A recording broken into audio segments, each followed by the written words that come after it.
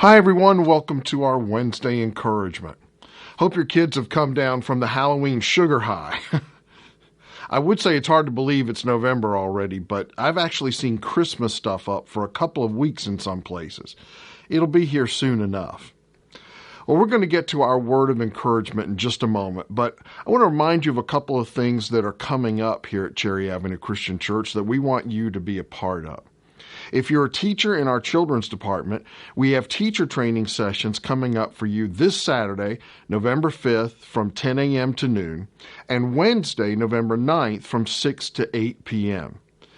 Teaching our kids is hugely important, and we want to make sure we give our teachers all the tools they need. So we encourage you to be a part of one of these training sessions on Saturday or next Wednesday.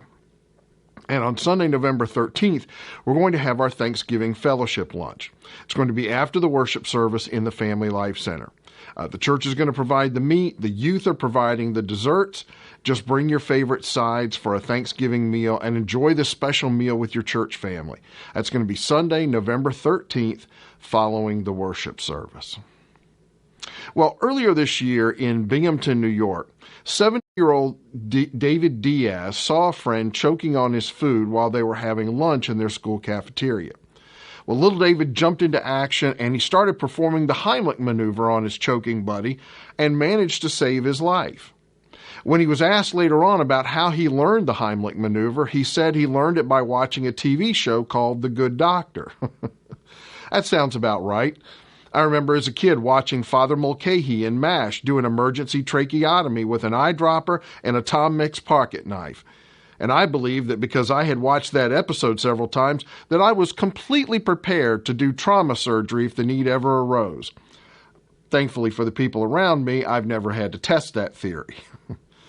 When the media interviewed the little Heimlich hero, he said, "I did that because you have to save everybody in life."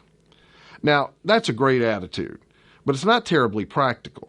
Whether you're talking about saving people physically or spiritually, you can't save everybody.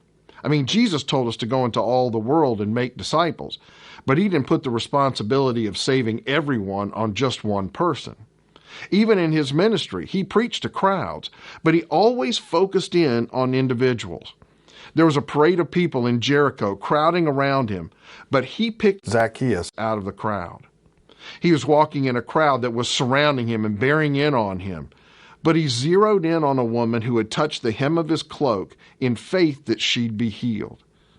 Jesus was often surrounded by crowds, but he always seemed to zoom in on one person, and those are the encounters that we remember. I don't know about you, but for years I had felt pressure to try to save everyone, especially when I went into ministry. I felt that that was my responsibility. And no one person can do that. I mean, Jesus preached to thousands upon thousands over the course of his ministry, but how many of them were still with him by the time he ascended to heaven? About 120.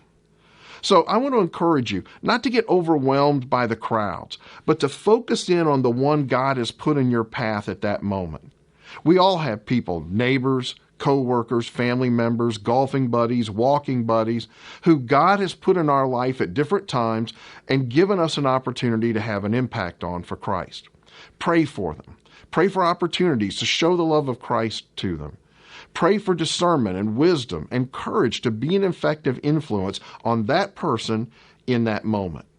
And remember, Scripture says that sometimes you're the one who plants the seed. Sometimes you're the one who waters, and sometimes you're the one who gets to see everything come to fruition as God gives the increase. Our job is to be ready to be an influence, one person at a time, one moment at a time. I loved it when our little junior EMT, David, was asked by the media, since he learned his life-saving skills from a show about a doctor, if he wanted to be a doctor when he grew up. He said, in typical 7-year-old fashion, "I probably want to be like a basketball player." That's all well and good, but I think he's missing out on an opportunity. After I read about him and a couple of twin brothers who saved their dad from drowning with CPR they learned from watching the movie The Sandlot, I think there's a market for a life-saving course comprised of scenes from movies and TV shows that demonstrate emergency procedures. I'll be glad to contribute the section on battlefield tracheotomies.